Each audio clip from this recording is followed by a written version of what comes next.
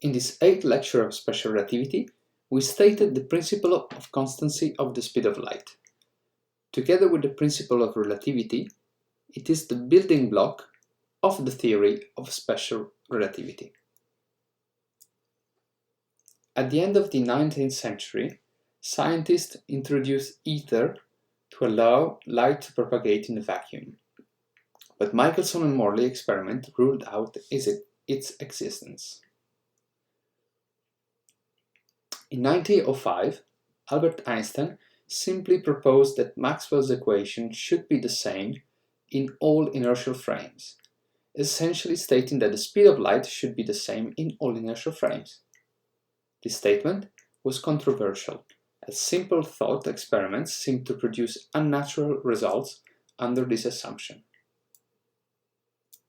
For example, distances measured in two inertial frames, moving one with respect to the other, are different. This fact means that spatial distances are no more an absolute concept, but they depend on the frame used to measure them.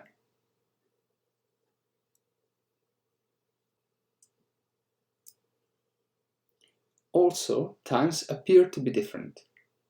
For instance, we may consider two events that are simultaneous in one frame, that is, that they occur at the same time.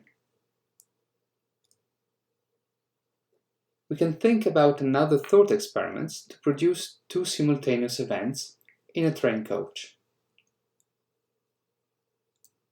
When considering a new frame, say the station frame, and assuming that the train coach moves with respect to it with a constant velocity, v in this case, we demonstrated that the same two events are no more simultaneous in the station frame.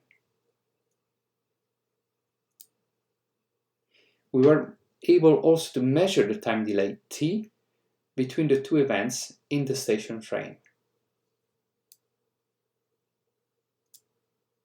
This second thought experiment tells us that two events that are simultaneous in one frame, they have a time difference in another frame that moves with velocity v with respect to the first.